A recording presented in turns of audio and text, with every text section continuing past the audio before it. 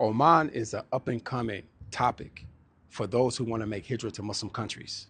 In this episode of the Muslim World Roundtable, we talk to our brother Mustafa, who has a YouTube channel dedicated to his hijrah experience in Oman. Today, we're going to sit down with him and get right down to business on what Oman has to offer for those looking to relocate to the Muslim world.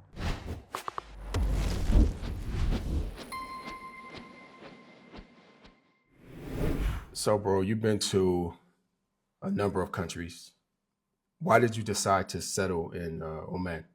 Oman kind of fell on my lap, to be fair. Oman was a country that I wasn't quite familiar with in the beginning. Obviously, I'm from the UK, so I'm a bit privileged with my passport, thinking anyway, mentality-wise. So I thought, just fling my British passport anywhere in the country and, visa will be easy. So I tried to do it in Saudi. Saudi didn't work out because it was quite difficult.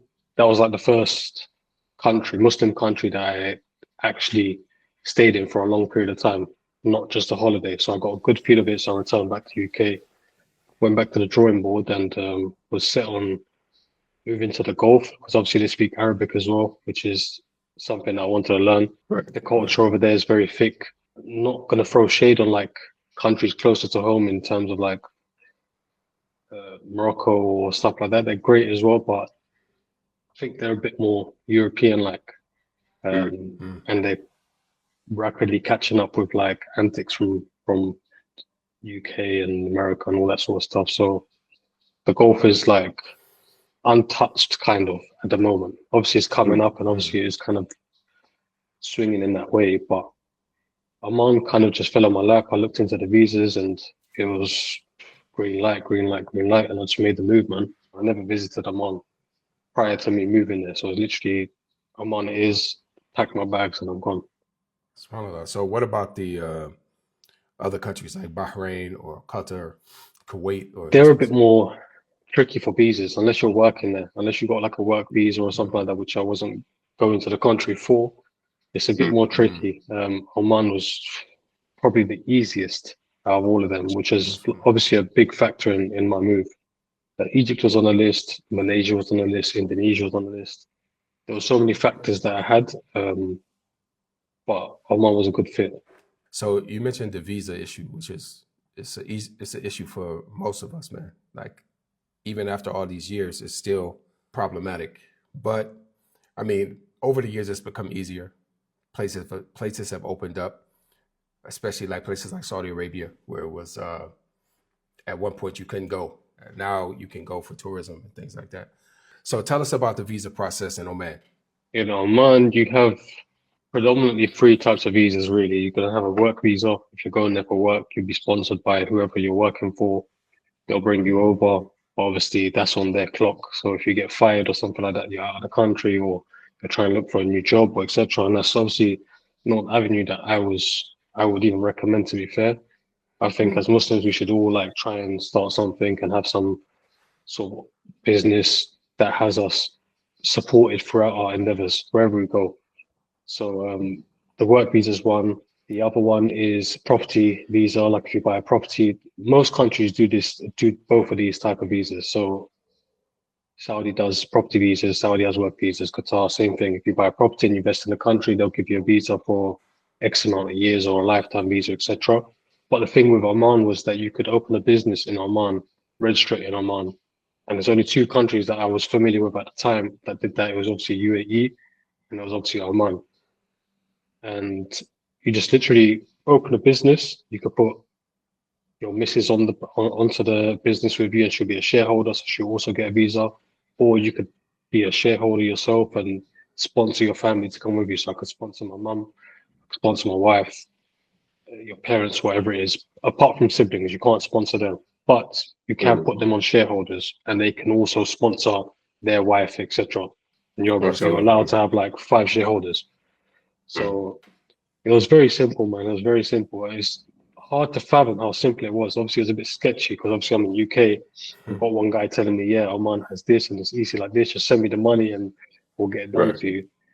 SubhanAllah. It's literally my passport, email, money, had my visa in about 2 weeks. Mashallah. Obviously, the Gulf's pretty much not the same, but it's very similar in most aspects. It's just hot.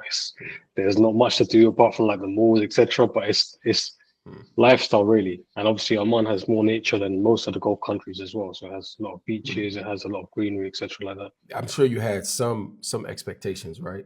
Did it exceed your expectations, or you know, come in a little lower than what you expected? There's certain aspects where it kind of exceeded, and there's certain aspects where it's like, okay, well, that didn't go according to plan. I mean, I knew like Right. for instance, like one of the cons, but it's also a pro, but it just depends on what it is. So I knew that Oman was very slow paced, easygoing, and laid back. So obviously, as a Mm. person, I'm very laid back. I don't like hustle and bustle. I don't like fast paced life, etc. So in that aspect, it's good. But then when you've got businesses and you're trying to reach out and network, etc., and people are just like, oh yeah, come back tomorrow, come back next week, call here and call here. You know, Right. you get passed around. They're quite laid back in that Right. aspect. So it's a negative there. But in terms of lifestyle and stuff, it's great. I mean, it's all about who you know as well. So stuff might get done quicker if you know people in the right space. But no, it was definitely what I anticipated.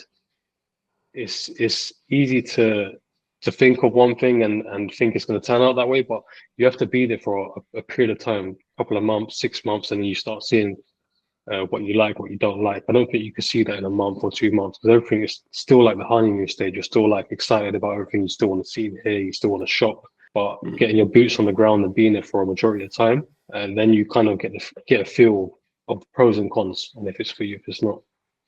Right. To get your consultation from people on the ground in the Muslim world, go to consultation.makehijra.com. Let's talk a little bit about the cost of living. For us in dollars, Oman the dollar is not as strong there as in other countries. Like in Egypt, you get 50 to 1.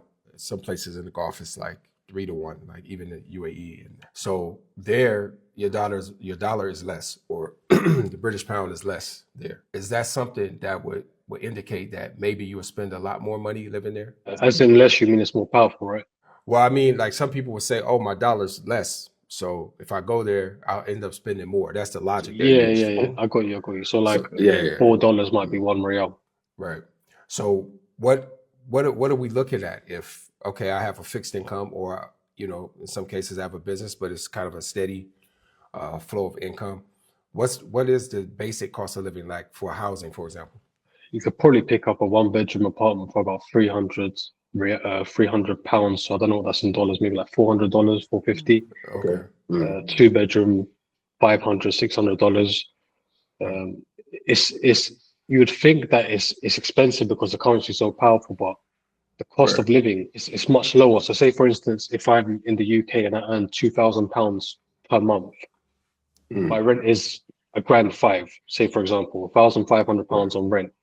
That's a huge Right. splash off my paycheck. You know what I mean? Then you've got Right. Right. travel, you've got petrol, you've got phone contracts, Wi-Fi, food is crazy. You've got to spend like £500 on a month on food, if that. Mm.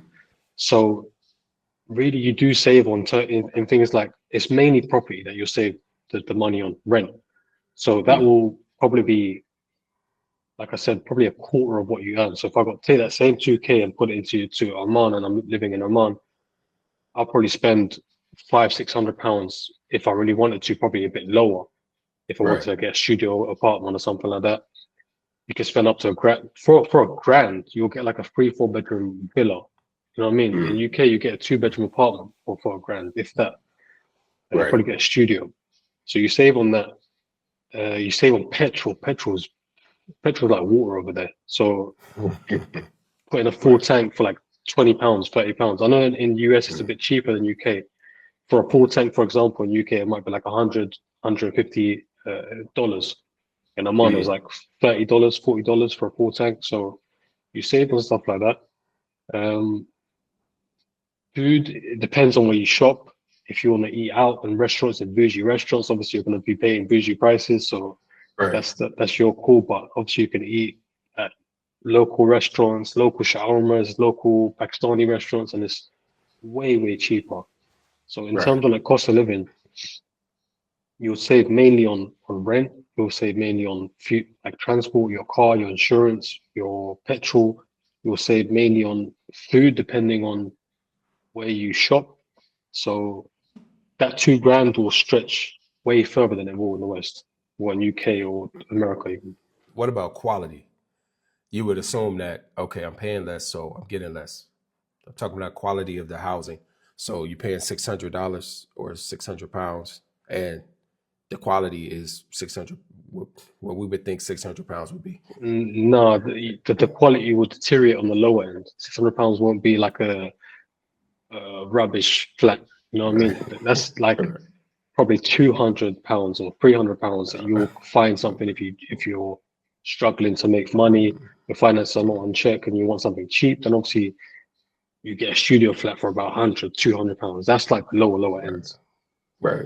But in terms of quality, if you're paying above £300, £400, £500, £600, you're chilling. Mm. So what about the utilities? First of all, are they in some places, or people think that maybe they're not steady?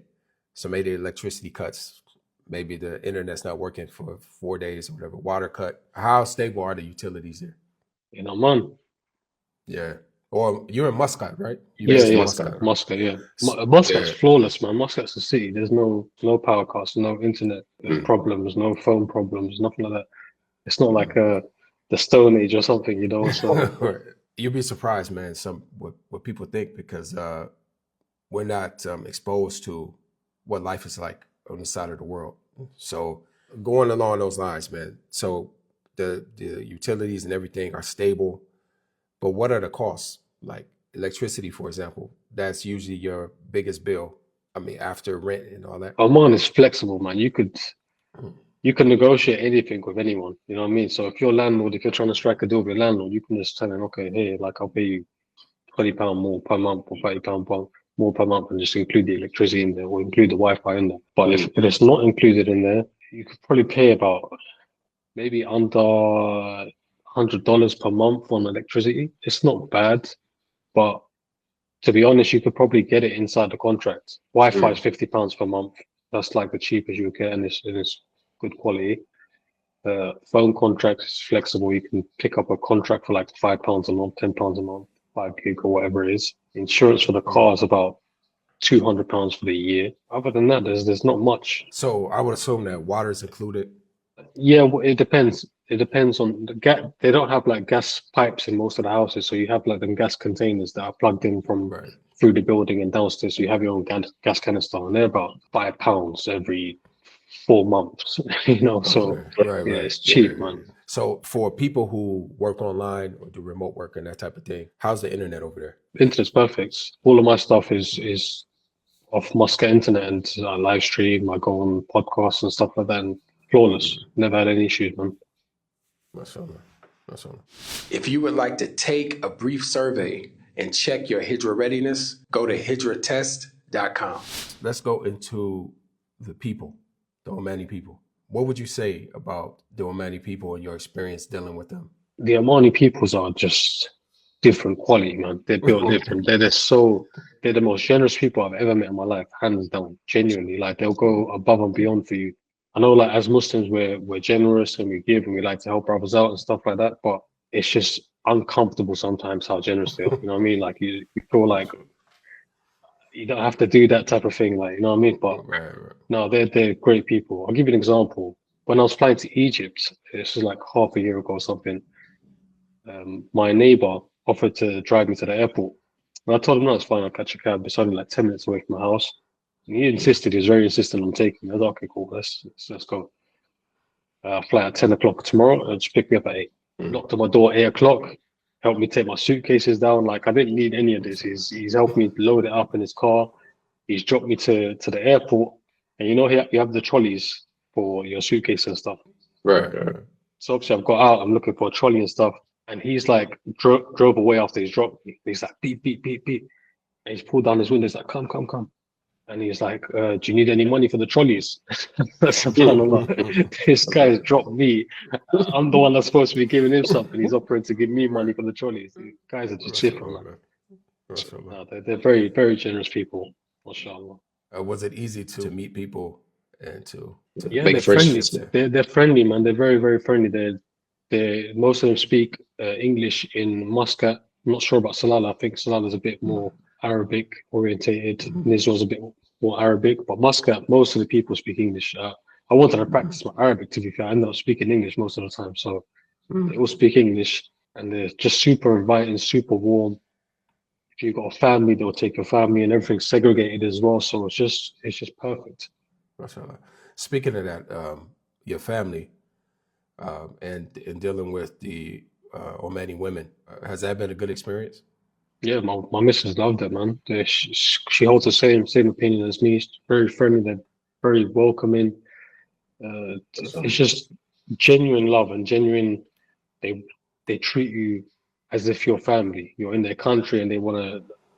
They're known to be the most kindest people amongst like the Gulf and stuff, and they kind of have that in them. You know, like they want to keep that reputation, so they'll go above and beyond even more than they naturally inclined to. So no, they're very nice, man. In terms of my missus finding friends and stuff, it's very easy. Like I said, they speak English and they're all on the same page. It's not like someone's trying to do something behind your back and gossip here and gossip there. Obviously, you find that everywhere, but for the majority, just down to earth, good, humble people.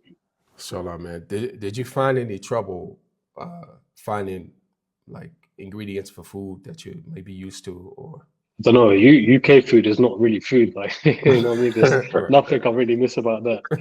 But right. in terms of like Asian food, Arabic food, they've got a variety. You might lack off in like terms of Spanish and stuff like that, but Right, the other stuff right. is all there: shawarmas, lamb, rice, chicken. That's all I need. So yeah, I'm good, man. Okay, so I know that the in many of the Gulf countries, the locals are like a small fragment of the population. What's the percentage of foreigner to local? I wouldn't say most of the Gulf. I would say the UAE is obviously one where they're the Right. minority. Mm, I'll still say Saudi is quite strong. Mhm. Qatar is obviously very strong. I think it's just UAE that's quite diverse and they are the minority. But in terms of like Oman, where I was staying, I wouldn't see like a tourist for months unless I go to the tourist area and I go to the beach and stuff. And I hear someone Right. speaking fluent English. I'm like, oh, okay, that's what it sounds like, you know? So Right. it's full on like Omani most of the time. Unless you go to the touristic kind of sites like Al Moj and stuff like that, no, you'll be around a lot of Omanis. So, what about things to do? Let's say that you have a family with small children. Are there parks or There's all of that, man. You've got parks, you've got beaches, you've got huge malls. Like the biggest mall in UK is Westfield, and that's probably the smallest mall in Muscat. So right? no, you've got a variety of things. You've got little islands just off of Muscat that you can go visit. There's scuba diving. There's a lot of stuff, a lot of activities, horse riding, all that sort of stuff. But I'm not really an outgoing type of activity person, to be fair. Like I just like to keep myself to myself. So I might not be the best person to ask, but there is a lot of activities to do out there. Did you experience any homesickness? Oh, for sure. Yeah, for sure. Mm. And So, it at first, like I was saying, it's easy. It's you're excited, etc., and then after a couple of months, it kind of like you don't miss particularly the country, but you kind of miss your family. If you're not with your family, your mum, your brothers, etc., your siblings, then obviously it's quite difficult. You unless they're traveling with you, or you're visiting them frequently, or they're visiting you every like 2, 3, 4 months or something, then it's a bit easier. But mine was like a long period where I didn't see my family, and my missus didn't see her family. So that aspect is probably one of the most difficult things about moving to a different country, making hijrah. If you're not with like your whole family, right, you start missing them. You start, like it's irreplaceable. Your family's irreplaceable, man. Your connection with them, a right, phone call's not going to cut it. A FaceTime's not really going to cut it. But right, that is one of the hardest things about hijrah. Uh, the other things you might get homesick about in Oman or the Gulf in general is like the greenery. Coming from the UK, there's a lot of greenery, there's a lot of nature, a lot of trees and stuff like that. And you kind of take it for right. granted. You're surrounded by like the opposite contrast, which is like sand, etc., etc. So you Right, do have greenery, you have like the palm trees and stuff like that, of course. But I'm talking about like full on like tons of trees right, and right. so cold weather. If you like cold weather, then you might miss that. But Right. It's just nitpicking really. It's nothing like major. It's just probably the family is probably the most one of the bigger negative factors of moving abroad without your family. If you would like to support our productions and share in the reward, inshallah, go to fund.makehijra.com. We kind of assume that there's a Islamic learning opportunity in the Muslim world. And I'll just ask you directly, like if you wanted to, let's say you said, okay, I'm good financially, everything's working. I want to take some time out and I want to study something. Are those opportunities there? Oh, for sure, for sure. You got it in all of the mosques. You can walk up to any mosque, and if that's what you want to learn, obviously it depends on what you want to learn, because or the mosque you go to, if English is your first language and you want to learn other stuff about Islam other than just the Quran and that sort of stuff, then obviously you might have to look a bit deeper. But if you try to learn Quran and memorize it, etc., then that's easy stuff over there. But if you were to, I'm sure they've got. I've not looked into it, to be fair, so I couldn't tell you of really. But based on what it is in Oman, they are heavily still Muslim. You know what I mean? They're not diluted. They're not trying to push this out there and trying to take away out of the Islam factor in their country. So they're very strong, man. I'm sure if you was to try and search it, you'll find it very easily. Have you talked to anyone or looked at the educational possibilities Yeah, for your yeah. children? And I'm in touch with a lot of people from the UK, Canada, etc. that want to move to Oman, and obviously going back and forth with them whenever I can. They obviously speak about schools, and obviously I look into schools around there. So they've got a lot of international schools over there. They've got UK international school, they've got a US international school, a French one, whatever it is. Obviously they're private. You would have to pay for them. They're about 10 grand a year, I would say, as like a baseline. The public schools are mostly for the Omani kids. Like there's not really foreigners in them. So you got public schools, heavily Omani. You've got private schools, which is like a kind of a mixture. And then you've got international schools, which is like strictly foreigners, or like the wealthier Omanis that might want to send their kids to like a UK school or something like that. But you've got it there. And like I said, it's like 10 grand a year. The school facilities are great. They also do like other activities like teaching your kids Arabic and stuff like that. So, I mean, I would say genuinely it's probably better than the schools in the West, in the UK and stuff, where they're teaching kids about you can dress up as a woman, it's fine and stuff like that. So, you know what I mean? So, none of that sort of stuff over there. In conclusion, bro, like, what would be your advice? Let's say that someone's been listening to your channel, or especially about Oman I'm talking about, and they've done some research. What would you advise them before coming there? What should they do to prepare? And look, in hindsight, what would you have done differently moving there? I would say, well, then it will definitely be, if they've got time, definitely go visit it and spend a couple of months, maybe 2 months, 3 months, whatever it is, and see if they like it. I don't know if they'll be able to stay for 2-3 months, but at least like 2-3 weeks. But don't stay in a hotel in a touristic area and get a touristic vibe. Go to like a local area amongst the local people and live a local life, and then you'll get a good taste of what it's like over there. And then I would also say make sure if you're going for a work visa, I would secure it before you go, and then try and finalize it while you're up there. I wouldn't go to Oman and like blindly go there hoping to find work. I don't think that's a good strategy at all. You're just setting yourself up for failure. If you've got a business, then make sure it's actively flowing and it's consistent, so that you can make the move, and it's not like you're in the first stages where it's make or break and you miss payment or you don't get paid, and it's like it's a lot of pressure. So I'd say just stability. Go visit there, check it out, see if you like it, go live amongst the locals, and that's it really. Look, just get a good feel for it. Everything else is you can find it on my channel where the nice areas are, how much cost of living is. And these are like actual numbers, they're not like fictional numbers. So you have like a good insight of how much it costs and stuff like that. It's just more of, do you like it? Do you see yourself raising your kids there? Do you see yourself been there for a number of years? Do you see yourself investing in there or starting a business in there? If that's what it is, it just really depends on the person. But get a good feel for it and make sure you have some sort of income or your work is secured. And if it's written for you, it's always going to be written for you. And may Allah make that move easy for you. If it's not written for you, then it's never going to come through. You know? Mashallah. From what Brother Mustafa was saying, easy immigration process, a reasonable cost of living, a laid back environment, beautiful traditional people, Oman seems like a place you might want to consider. For more information on Oman, check out Brother Mustafa's channel, link in the description, and stay tuned for our own personal experience visiting Oman.